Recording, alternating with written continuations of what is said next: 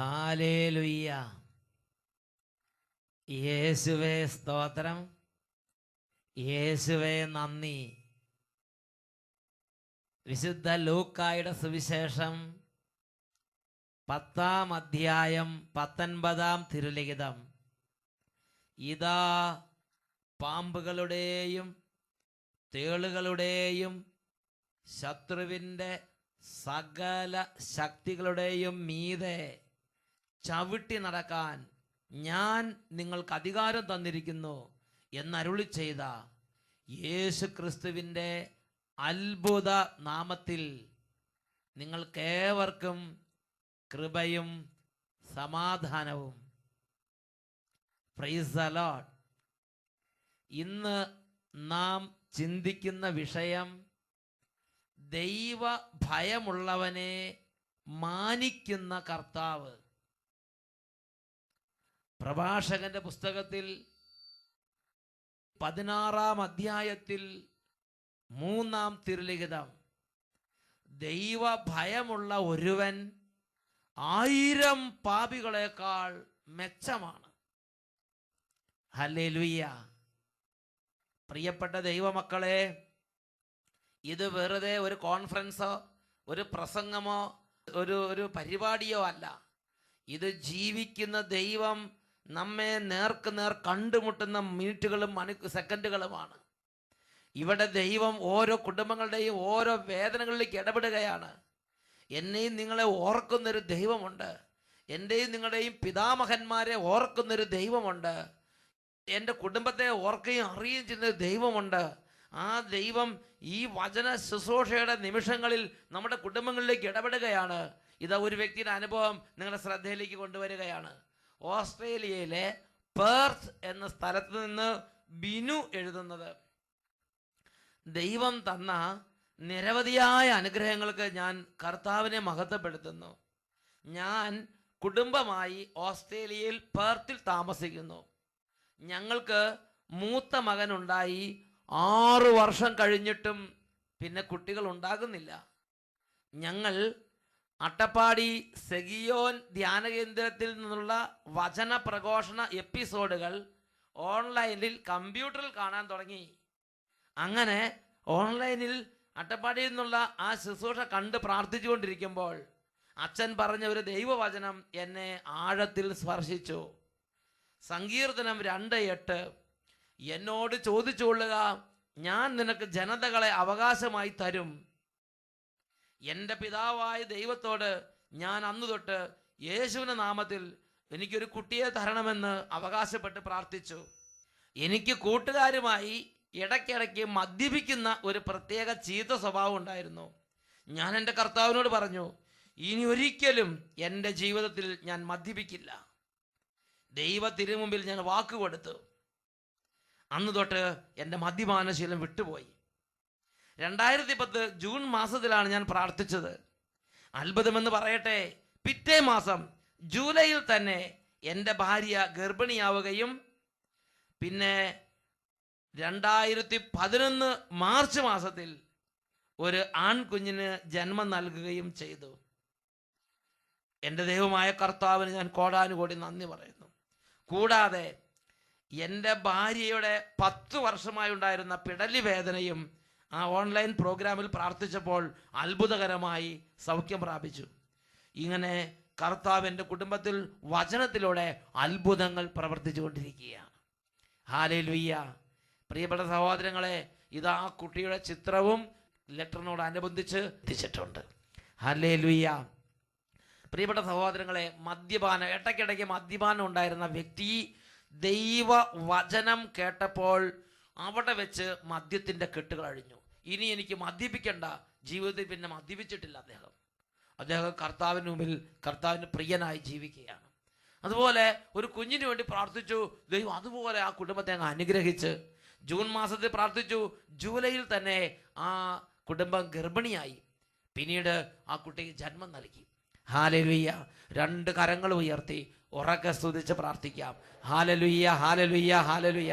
കർത്താവേ, കാലങ്ങളായി മൂടൽമഞ്ഞിൽപ്പെട്ട് മൂടപ്പെട്ട് കിടക്കുന്ന ഹൃദയങ്ങളെ ഉണർത്തണമേ കർത്താവേ. ചാരം മൂടിക്കിടക്കുന്ന അഗ്നി ജ്വലിപ്പിക്കണമേ കർത്താവേ. എല്ലാ ഹൃദയങ്ങളും ഉണരട്ടെ കർത്താവേ. വിശ്വാസ മേഖലകളിൽ അപജയം വന്നുപോയ കുടുംബങ്ങളിലേക്ക് ഇപ്പോൾ അവിടുന്ന് ഇടപെടണമേ കർത്താവേ. ഓ ദൈവമേ, അവിശ്വാസത്തിൻ്റെയും നിരീശ്വരചിന്തയുടെയും ദൈവനിഷേധത്തിൻ്റെയും ഭക്തിരാഹിത്യത്തിൻ്റെയും വിശ്വാസക്കുറവിൻ്റെയും എല്ലാ സ്വാധീനങ്ങളെയും അന്ധകാരങ്ങളെയും ആധിപത്യങ്ങളെയും അരൂപികളെയും നസ്രായന്റെ നാമത്തിൽ ശാസിക്കുന്നു, ബന്ധിക്കുന്നു, വിട്ടുമാറിപ്പോവട്ടെ. Hallelujah, hallelujah. ഈ നിമിഷങ്ങളിൽ അത്ഭുതങ്ങൾ പ്രാപിക്കാൻ തടസ്സമാകത്തക്കവണ്ണം കുടുംബങ്ങളിൽ നിലയുറപ്പിച്ചിരിക്കുന്ന എല്ലാ ആധിപത്യ ശക്തികളെയും കർത്താവായ യേശുവിന്റെ നാമത്തിൽ ബന്ധിച്ച് ബഹിഷ്കരിക്കുന്നു, വിട്ടുപോകട്ടെ. Hallelujah, hallelujah. കർത്താവേ, പരിശുദ്ധാത്മാവ് നിറയട്ടെ, കൃപയുടെ ആത്മാവ് നിറയട്ടെ, വചനത്തിന്റെ ആത്മാവ് നിറയട്ടെ, ശക്തിയുടെ ആത്മാവ് നിറയട്ടെ, സൗഖ്യത്തിന്റെ ആത്മാവ് നിറയട്ടെ, അഭിഷേകത്തിന്റെ ആത്മാവ് നിറയട്ടെ. അടഞ്ഞിരിക്കുന്ന ഹൃദയങ്ങൾ യേശുനാമത്തിൽ തുറക്കപ്പെടട്ടെ. Hallelujah, hallelujah. യേശുവേ ആരാധന, ആരാധന. യേശുവേ ആരാധന, ആരാധന. Hallelujah, hallelujah. യേശുവേ സ്തോത്രം, യേശുവേ നന്ദി, യേശുവേ സ്തോത്രം, യേശുവേ ആരാധന. Praise the Lord. ഹല്ലേലൂയ. പ്രിയപ്പെട്ട സഹോദരങ്ങളെ, ദൈവഭയമുള്ള ഒരു വ്യക്തിയെ മാനിക്കുന്നവനാണ് സ്വർഗത്തിലെ കർത്താവ്. പ്രഭാഷകന്റെ പുസ്തകത്തിൽ 16-ാം അധ്യായം 3-ാം തിരുലിഖിതം, ദൈവഭയമുള്ള ഒരുവൻ 1000 പാപികളെക്കാൾ മെച്ചമാണ്. തിരുലിഖിത പ്രകാരം ഈ ഒരു ദൂതിനെ നാം ഒന്ന് പഠിക്കാൻ പോവുകയാണ്.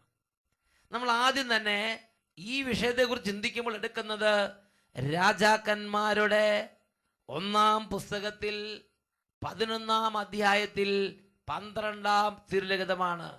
എന്നാൽ നിന്റെ പിതാവായ ദാവീദിനെ ഓർത്ത് നിന്റെ ജീവിതകാലത്ത് ഞാൻ ഇത് ചെയ്യുകയില്ല. നിന്റെ മകന്റെ കരങ്ങളിൽ നിന്ന് ഞാൻ അത് വേർപെടുത്തും. ഈ വചനത്തിന് അടിസ്ഥാനം രാജാക്കന്മാരുടെ 1-ാം പുസ്തകം 11-ാം അധ്യായത്തിൽ നമ്മൾ കാണുന്നത് സോളമൻ രാജാവിൻ്റെ ചില വീഴ്ചകളെ തുടർന്ന് ദൈവം കർശനമായി ഇടപെടുന്ന ചില ഇടപെടലുകളാണ്. സോളമൻ രാജാവിൻ്റെ ജീവിതത്തിൽ ദൈവം 3 തവണ പ്രത്യക്ഷപ്പെടുന്ന പ്രകടമായ സംഭവങ്ങൾ രേഖപ്പെടുത്തപ്പെട്ടിട്ടുണ്ട്. ആദ്യത്തെ തവണ പ്രത്യക്ഷപ്പെട്ടിട്ട് ദൈവം വളരെ സമൃദ്ധമായ അനുഗ്രഹങ്ങൾ കൊണ്ട് അവരെ നിറച്ചു. വചനത്തിൽ വായിക്കുന്നത് എങ്ങനെയാണ്? നിന്റെ മുൻഗാമികളായ രാജാക്കന്മാരിൽ ആർക്കും ലഭിച്ചില്ലാത്ത വിധം ധനവും പേരും പ്രശസ്തിയും ഞാൻ നിനക്ക് നൽകും. സോളമൻ രാജാവിനെ അനുഗ്രഹിച്ച ദൈവം നിറച്ചു കൊടുത്ത് അങ്ങനെ അനുഗ്രഹിച്ച് ഉയർത്തി. എന്നാൽ രാജാക്കന്മാരുടെ 1-ാം പുസ്തകം 11-ാം അധ്യായം നമ്മൾ കാണുകയാണ്, അവൻ്റെ ഹൃദയം അവൻ്റെ പിതാവായ ദാവീദിനെ പോലെ പൂർണ്ണമായി ദൈവത്തെ അനുഗമിച്ചില്ല. അതുകൊണ്ട് അവൻ യുദ്ധത്തിന് പോയ രാജ്യങ്ങളിൽ നിന്ന് രാജകുമാരിമാരെ, എനിക്ക് ഇഷ്ടപ്പെട്ട രാജകുമാരിമാരെ കല്യാണം കഴിച്ച് കൊട്ടാരത്തിലേക്ക് കൊണ്ടുവന്നു. ഏത് ജാതിയിൽപ്പെട്ടതായാലും ഏത് മതത്തിൽപ്പെട്ടതാണെങ്കിലും ശരി, തനിക്കിഷ്ടപ്പെട്ടാൽ ആ രാജകുമാരിമാരെ കല്യാണം കഴിച്ച് ഇതാ കൊട്ടാരത്തിലേക്ക് കൊണ്ടുവരികയാണ്. പ്രിയപ്പെട്ട സഹോദരങ്ങളെ, ഈ രാജ്ഞിമാര് സോളമന്റെ ഹൃദയത്തെ അവന്റെ വാർദ്ധക്യത്തിൽ അന്യ ദൈവങ്ങളിലേക്ക് വഴിതിരിച്ചു. പൂജാരിമാരെ നിയമിച്ചും പൂജാഗിരികൾ ഉണ്ടാക്കിയും ബിംബങ്ങൾ ഉണ്ടാക്കിയും നടക്കുന്ന ഒരു സോളമനെ വാർദ്ധക്യത്തിൽ നമുക്ക് കാണാൻ സാധിക്കും. ഇങ്ങനെയുള്ള സാഹചര്യത്തിൽ ദൈവം സോളമന്റെ ജീവിതത്തിലേക്ക് ഇടപെട്ടു. ദൈവം സോളമന് കർശനമായി നിർദ്ദേശം കൊടുത്തു, നോ, ഇത് പറ്റില്ല. എന്നാൽ ആ പ്രത്യക്ഷപ്പെടലിൽ ദൈവം പറഞ്ഞ കാര്യങ്ങൾ അനുഗമിക്കാൻ സോളമന് സാധിച്ചില്ല.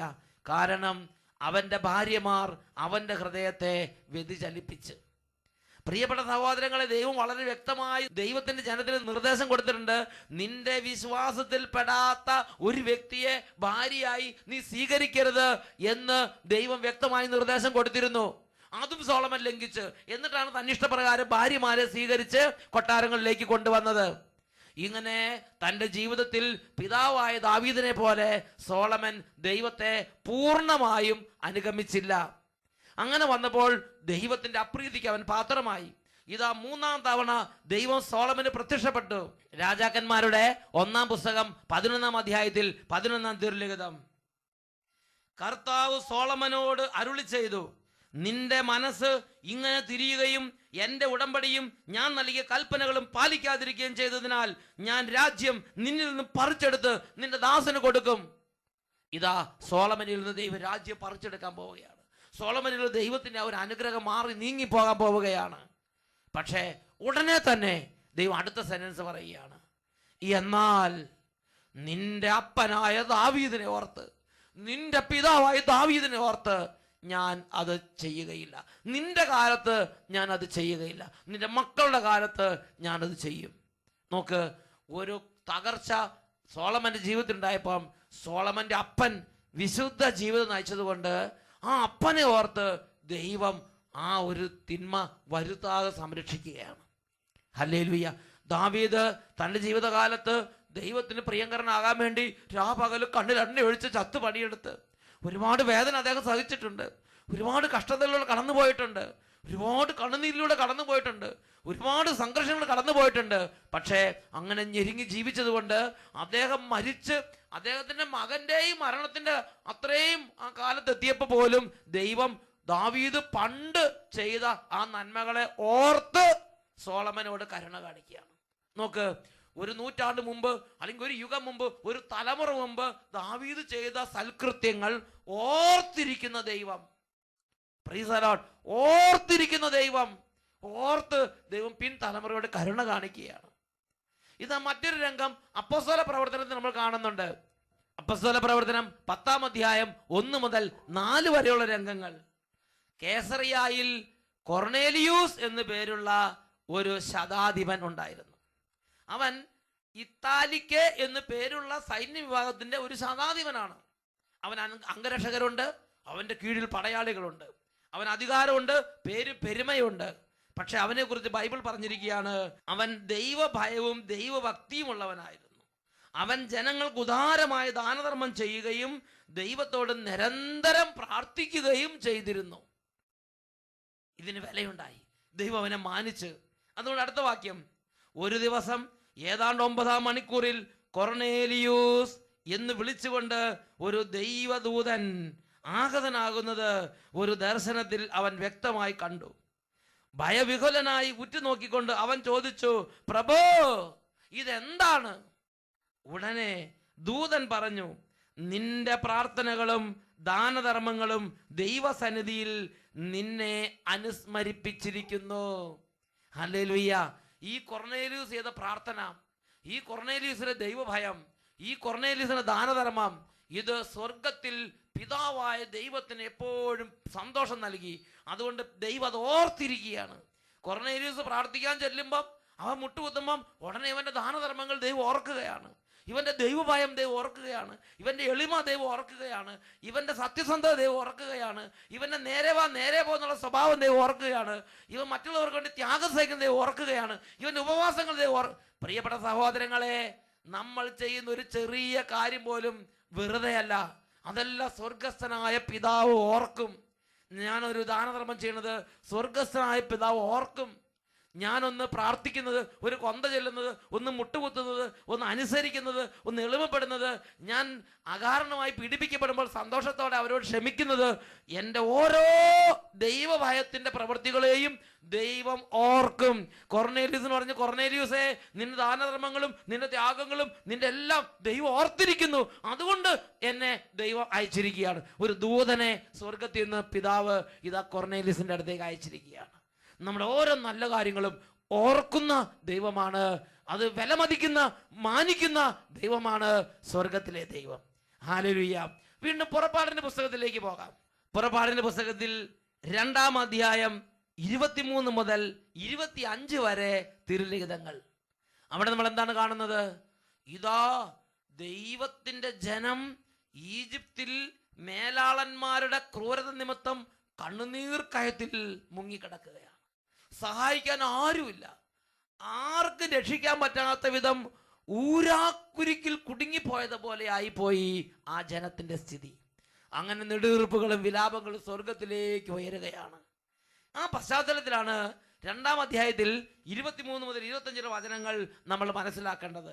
പുറപ്പാടിന്റെ പുസ്തകം 2:23.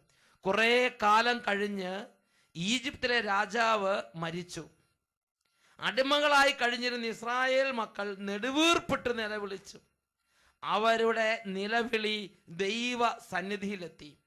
ദൈവം അവരുടെ ദീനരോദനം ശ്രവിക്കുകയും അബ്രാഹത്തോടും ഇസഹാക്കിനോടും യാക്കോബിനോടും ചെയ്ത ഉടമ്പടി ഓർമ്മിക്കുകയും ചെയ്തു. ഹല്ലേലൂയ. അവിടെ കിടക്കുന്ന ജനങ്ങളുടെ പല പോക്കിരി സ്വഭാവങ്ങളുള്ളവരാണ്. ഒരുപക്ഷെ അവരുടെ കയ്യിലിരിപ്പ് നിന്നായിരിക്കും അങ്ങനെ വന്നിട്ടുണ്ടാവുക.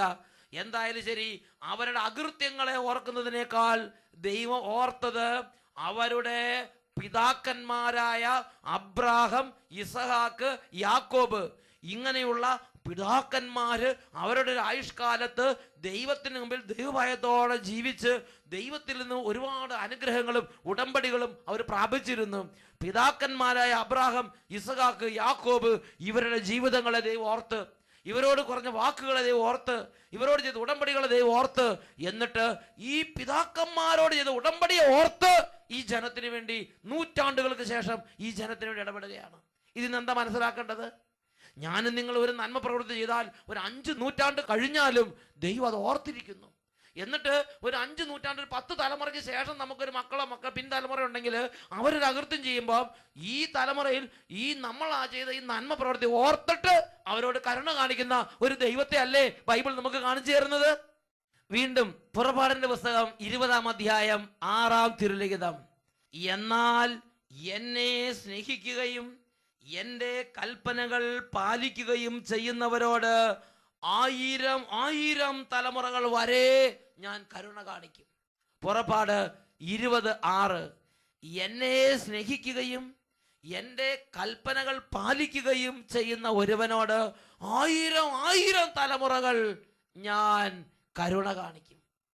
പ്രിയപ്പെട്ട സഹോദരൻ, എന്താ ഇതിൻ്റെ അർത്ഥം?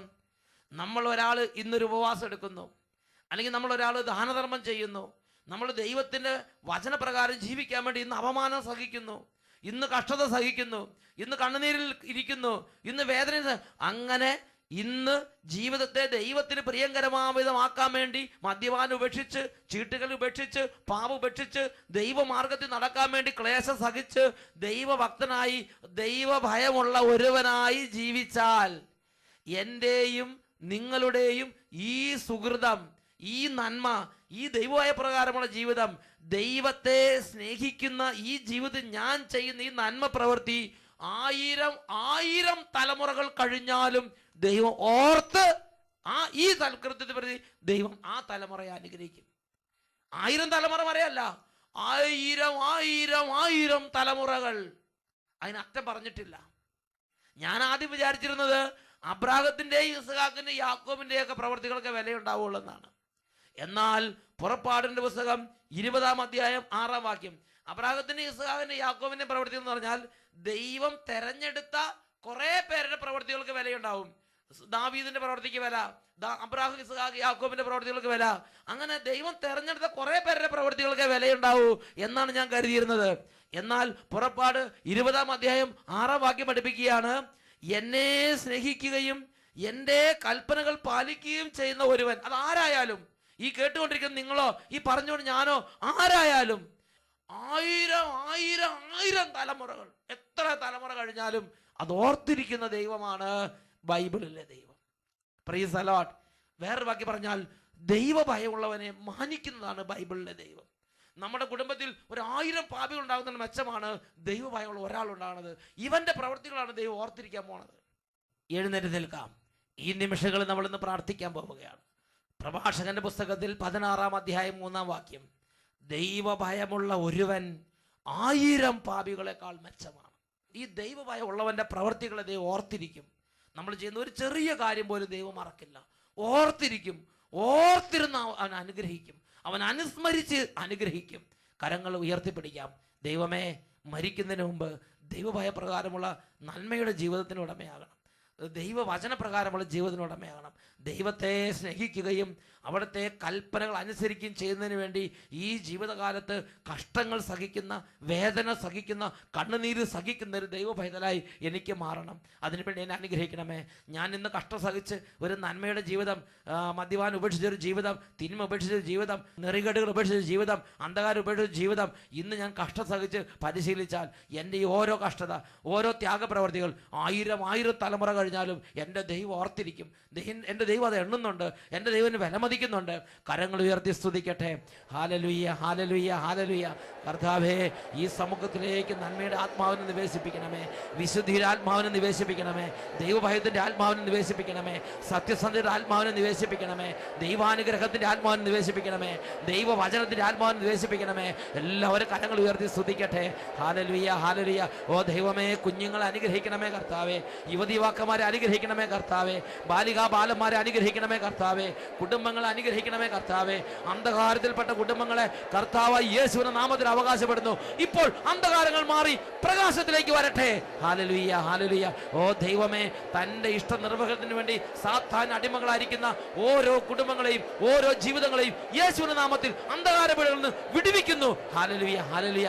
കർത്താവേ, വചനത്തിന്റെ അഭിഷേകം നിറയട്ടെ, പ്രാർത്ഥനയുടെ അഭിഷേകം നിറയട്ടെ. സന്ധ്യാപ്രാർത്ഥന ഇല്ലാത്ത കുടുംബങ്ങളിൽ സന്ധ്യാപ്രാർത്ഥന അഭിഷേകം നിറയട്ടെ കർത്താവേ. ദൈവമേ, ഓഫീസിൽ നിന്ന്, ജോലി സ്ഥലത്ത് നിന്ന്, ചന്തയിൽ നിന്ന്, അങ്ങാടിയിൽ നിന്ന് നേരത്തെ വന്ന് എൻ്റെ കുടുംബത്തോട് ചേർന്നിരുന്ന് സന്ധ്യാപ്രാർത്ഥന ചെയ്യുന്ന ഒരു അഭിഷേകം ഈ കുടുംബങ്ങളിൽ ഇപ്പോൾ നൽകണമേ കർത്താവേ.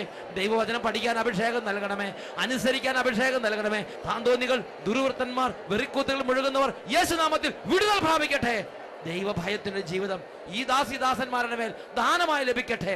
Hallelujah, hallelujah. യേശുവേ ആരാധന, ആരാധന. യേശുവേ ആരാധന, ആരാധന. ഹല്ലേലൂയ. യേശുവേ, യേശുവേ, യേശുവേ, യേശുവേ, യേശുവേ ആരാധന. Praise the Lord. ഹല്ലേലൂയ. പ്രഭാഷകൻ 16:3. ദൈവഭയമുള്ള ഒരുവൻ 1000 പാപികളെക്കാൾ മെച്ചമാണ്.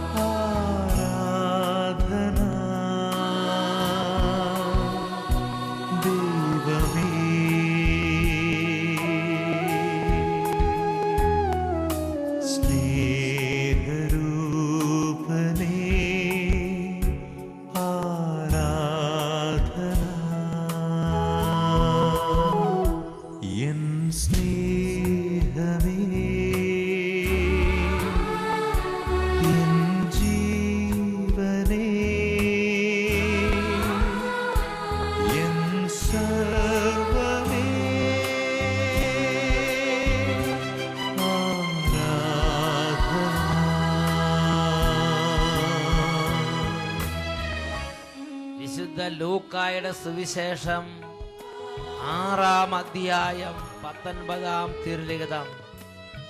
എന്തെന്നാൽ അവനിൽ നിന്ന് ശക്തി പുറപ്പെട്ട് എല്ലാവരെയും സുഖപ്പെടുത്തിക്കൊണ്ടിരുന്നു. പ്രിയപ്പെട്ട ദൈവമക്കളെ, ഏക സത്യദൈവമായ യേശു ക്രിസ്തുവിനെയാണ് നിങ്ങൾ കണ്ടുകൊണ്ടിരിക്കുന്നത്. ഇതാ യേശുവിൻ്റെ ശരീരത്തിൽ നിന്ന് ഇപ്പോൾ ശക്തി വ്യാപരിക്കുകയാണ്. രണ്ട് കരങ്ങൾ ഉയർത്തി, മകനെ മകളെ, വിശ്വാസം ഉണ്ടെങ്കിലും വിശ്വാസം ഇല്ലെങ്കിലും ഇപ്പോൾ നീ സഭയോട് ചേർന്ന് യേശുവിനെ വിളിക്കുമെങ്കിൽ യേശുവിന്റെ നാമത്തിൽ അത്ഭുതമുണ്ട്, യേശുവിന്റെ നാമത്തിൽ മാനസാന്തരമുണ്ട്, യേശുവിന്റെ നാമത്തിൽ പൈശാചിക ശക്തികൾ അലറിക്കൊണ്ട് ഓടി മറയുന്ന സമയമാണ്. കൈകൾ ഉയർത്തി യേശുവിനെ വിളിക്കട്ടെ. Hallelujah, hallelujah. യേശുവേ, യേശുവേ, യേശുവേ, യേശുവേ. ഓ ദൈവമേ, തലമുറകളായി അന്ധകാരത്തിൽ ബന്ധിക്കപ്പെട്ട് കിടക്കുന്ന കുടുംബങ്ങൾ യേശുനാമത്തിൽ വിടുതൽ പ്രാപിക്കട്ടെ. Hallelujah, hallelujah.